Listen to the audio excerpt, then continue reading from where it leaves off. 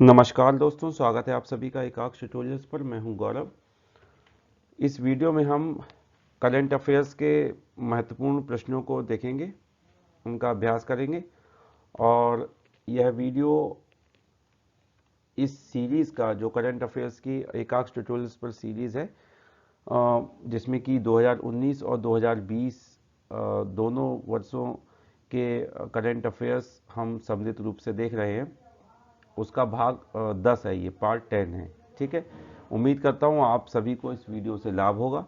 और यदि वीडियो पसंद आए तो वीडियो को शेयर कीजिए। और एकाक्ष ट्यूटोरियल्स पर प्लेलिस्ट बना दी गई है, करंट अफेयर्स के महत्वपूर्ण प्रश्नों के जो वीडियोस हैं उनकी प्लेलिस्ट बनी हुई है, और सामान्य अध्ययन के महत्वपूर्ण प्रश्नों की भी प्लेलिस्ट उपलब्ध है। और जो भी अभ्यर्थी IBPS या SBI की PO की तैयारी कर रहे हैं या किसी बैंक एग्ज़ाम की तैयारी कर रहे हैं, तो उसके लिए डेटा इंटरप्रिटेशन के वीडियो भी और प्रीवियस ईयर के बैंक्स में आए हुए महत्वपूर्ण प्रश्न जो हैं उनके उनसे संबंधित वीडियो भी एकाक्ष ट्यूटोरियल्स पर उपलब्ध हैं, तो आप उनका लाभ उठा सकते हैं। और एकाक्ष ट्यूटोरियल्स को सब्सक्राइब कीजिए। तो चलिए वीडियो को शुरू करते हैं। इस वीडियो का पहला क्वेश्चन है, सितंबर 2020 में फेसलेस इनकम टैक्स अपील्स का आरंभ किस संस्था के द्वारा किया गया? फेसलेस इनकम टैक्स अपील्स, तो इसका आरंभ किया गया CBDT। ठीक है, केंद्रीय प्रत्यक्ष कर board, central board on direct taxes. ठीक है, इसके द्वारा इसका आरंभ किया गया। क्वेश्चन नंबर 2, मानव हाथी टकराव पर केंद्र सरकार द्वारा कौन सा पोर्टल लॉन्च किया गया है? तो केंद्र सरकार द्वारा सुरक्षा नामक पोर्टल लॉन्च किया गया है मनुष्य और हाथी के टकराव पर। अगला क्वेश्चन, क्वेश्चन नंबर 3, जून 2020 में भारत के बाहर विश्व का प्रथम योग विश्वविद्यालय विवेकानंद योग विश्वविद्यालय किस स्थान पर प्रारंभ हुआ? तो यह प्रारंभ हुआ लॉस एंजल्स, अर्थात United states of America, USA में। कहाँ पर? लॉस एंजल्स में। ओके, चलिए अगला प्रश्न देखते हैं। क्वेश्चन नंबर 4 है, 11 दिसंबर 2019 को time person of the year किस व्यक्ति को चुना गया? तो यह चुना गया है ग्रेटा थर्नबर्ग को। ये किस देश की हैं निवासी? स्वीडन की, अर्थात स्वीडन से संबंधित हैं ये। ठीक है। Question number 5, doctor Nand Kishore आचार्य को उनके किस कविता संग्रह के लिए हिंदी भाषा के साहित्य अकादमी पुरस्कार के लिए चुना गया? तो इनको चुना गया है छीलते हुए अपने को, ये कविता संग्रह का नाम है। इस कविता संग्रह के लिए इनको साहित्य अकादमी पुरस्कार के लिए चुना गया है। क्वेश्चन नंबर 6, गूगल ने अप्रैल 2019 में अफ्रीका में प्रथम कृत्रिम बुद्धिमत्ता प्रयोगशाला किस स्थान पर प्रारंभ की? तो यह आरंभ की गई है गूगल द्वारा अक्रा नामक शहर में, घाना के। यह घाना की राजधानी है। अक्रा जो है घाना की राजधानी है। और ये जो क्वेश्चन नंबर 4 का आंसर है ग्रेटा थनबर्ग, ये जो है स्वीडन की निवासी हैं, और ये जो है सोशल एक्टिविस्ट हैं। ठीक है, अर्थात सामाजिक कार्य करती हैं। कहाँ की? स्वीडन की। ठीक है, इनको time person of the year चुना गया है। चलिए अब अगला प्रश्न देखते हैं हम। क्वेश्चन नंबर 7, नासा द्वारा जनवरी 2020 में किस अंतरिक्ष वेधशाला को बंद कर दिया गया? तो उस वेधशाला का नाम बताना है। तो उस वेधशाला का नाम है स्पिट्जर। क्या नाम है? स्पिट्जर। ओके, अगला प्रश्न, क्वेश्चन नंबर 8, जनवरी 2020 में द इकोनॉमिस्ट इंटेलिजेंस यूनिट द्वारा जारी विश्व के सबसे तेज वृद्धि करने वाले शहरों की सूची में प्रथम स्थान पर किस शहर को अर्थात किस शहर को प्रथम स्थान प्राप्त हुआ?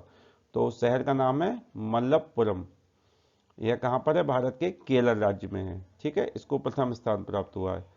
फ्रेंड्स, यदि किसी भी प्रश्न के आंसर में आपको कोई त्रुटि नजर आए तो प्लीज़ उसका सही आंसर आप बताइएगा कमेंट्स में, जिससे कि उसमें सुधार किया जा सके। क्वेश्चन नंबर 9, रेलवे ने स्टेशनों पर नकदी संग्रह करने हेतु भारतीय स्टेट बैंक अर्थात SBI के साथ किस नाम से समझौता किया है? तो यह समझौता किया गया है डोर स्टेप बैंकिंग के नाम से। प्रश्न को घुमाकर भी पूछ सकते हैं कि डोर स्टेप बैंकिंग नामक समझौता मतलब भारतीय रेलवे द्वारा किस बैंक के साथ किया गया है? स्टेशनों पर नकदी संग्रह करने के लिए। ठीक है, तो हर प्रश्न को आप जो है हर तरीके से उसको याद करने की कोशिश कीजिए जो उसमें डेटा है, प्रश्न में डेटा जो दिया हुआ है। ठीक है, चलिए अगला प्रश्न देखते हैं। क्वेश्चन नंबर 10 है, कर्मचारी भविष्य निधि संगठन द्वारा वित्त वर्ष 2019-20 के लिए ब्याज दर 8.65% से घटाकर कितने प्रतिशत कर दी गई है? तो इस प्रश्न का आंसर है 8.50%। वित्तीय वर्ष 2019-20 के लिए ईपीएफओ अर्थात एम्प्लॉयज प्रोविडेंट फंड ऑर्गेनाइजेशन, कर्मचारी भविष्य निधि संगठन जिसको हिंदी में कहते हैं, उसके द्वारा जो ब्याज दर है वो 8.65% से 8.50% कर दी गई है। Question number 11, CRISIL rating agency ने 2020-21 में भारत की विकास दर कितनी रहने का अनुमान लगाया है? तो यह अनुमान लगाया गया है 3.5% रहने का। कितनी रहने का विकास दर? 3.5%। क्वेश्चन नंबर 12, फरवरी 2020 में भारत एवं यूके की सेनाओं के मध्य संयुक्त सैन्य अभ्यास किस नाम से आयोजित किया गया? तो यह आयोजित किया गया अजय वॉरियर 2020 के नाम से। किस नाम से? अजय वॉरियर 2020 के नाम से। चलिए अगला प्रश्न देखते हैं अब हम।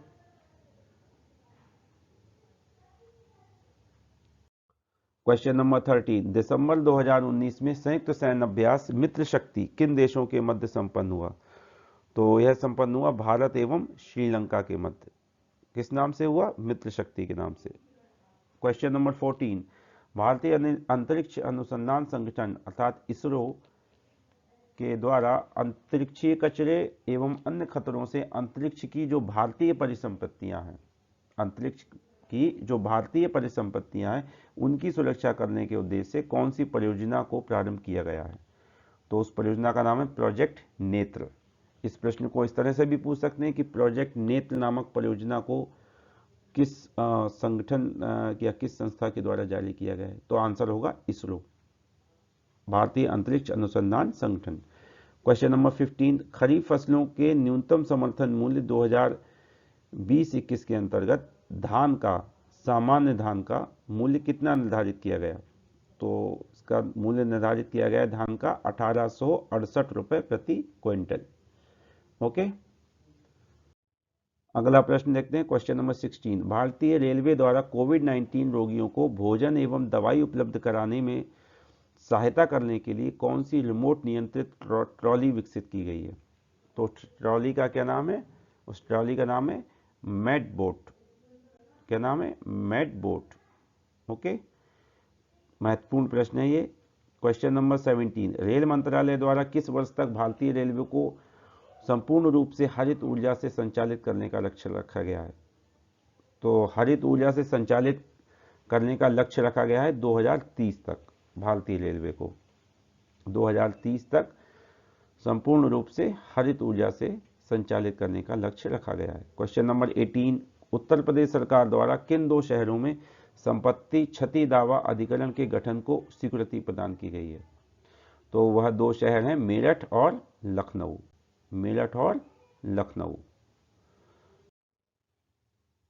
नेक्स्ट क्वेश्चन है क्वेश्चन नंबर 19, भारतीय नौसेना के पोत आईएनएस कलिंग में किस नाम से एक मिसाइल पार्क की आधारशिला रखी गई? तो उस मिसाइल पार्क का नाम है अग्निप्रस्थ। किस नाम से रखी गई मिसाइल पार्क की आधारशिला? अग्निप्रस्थ। ठीक है, इस तरह से भी प्रश्न को पूछ सकते हैं कि अग्निप्रस्थ नामक मिसाइल पार्क की आधारशिला भारतीय नौसेना के कौन से पोत में रखी गई? तब आंसर होगा आईएनएस कलिंग। ओके, एक प्रश्न को 2 या 3 तरीके से भी पूछ सकते हैं, मतलब एक से अधिक तरीके से भी पूछा जा सकता है। क्वेश्चन नंबर 20, आज के इस वीडियो का अंतिम प्रश्न है, उत्तर प्रदेश में पेप्सिको के चिप्स प्लांट की स्थापना किस स्थान पर की जाएगी? तो शहर का नाम बताना है, उस जगह का नाम, तो वो है मथुरा। किस स्थान पर की जाएगी चिप्स प्लांट की स्थापना? मथुरा में। तो फ्रेंड्स, इस तरह से ये महत्वपूर्ण 20 प्रश्न पूरे हुए। उम्मीद करता हूँ आपको इस वीडियो से लाभ होगा। वीडियो को शेयर कीजिए यदि आपको पसंद आए, और एकाक्ष ट्यूटोरियल्स पर जो प्लेलिस्ट बनाई गई है सामान्य अध्ययन की, डेटा इंटरप्रिटेशन की, करंट अफेयर्स की, प्रीवियस ईयर क्वेश्चंस की जो मैथ क्वांटिटेटिव एप्टीट्यूड या मैथ के जो प्रीवियस ईयर क्वेश्चन है बैंकों में आए हुए, उसकी प्लेलिस्ट, उनका आप लाभ उठाइए, उनको देखिए, उनसे प्रश्नों का अभ्यास कीजिए इन सभी प्लेलिस्ट से। और यदि आपको वीडियो पसंद आया हो तो एकाक्ष ट्यूटोरियल्स को भी सब्सक्राइब कीजिए। यूपी ट्रिपल एससी के एग्ज़ाम्स की तैयारी के लिए, जैसे कि लेखपाल, लोअर पीसीएस का एग्ज़ाम है, मेंस का जो प्रस्तावित है, आरओ एआरओ मेंस के एग्ज़ाम की तैयारी के लिए, सामान्य अध्ययन की तैयारी के लिए जो ऑब्जेक्टिव टाइप प्रश्न पत्र आता है उसकी तैयारी करने के लिए, आरओ एआरओ के एग्ज़ाम के लिए, मेंस के लिए, और आईबीपीएस एसबीआई की तैयारी के लिए एकाक्ष ट्यूटोरियल्स को आप सब्सक्राइब कीजिए। और 22 नवंबर 2020 रविवार को उत्तर प्रदेश विधान परिषद सचिवालय की जो परीक्षा होने जा रही है विभिन्न पदों के लिए, उसके लिए भी यह वीडियो महत्वपूर्ण है। तो उम्मीद करता हूँ आपको वीडियो से लाभ होगा। तो मिलते हैं हम अगले वीडियो में, तब तक के लिए धन्यवाद।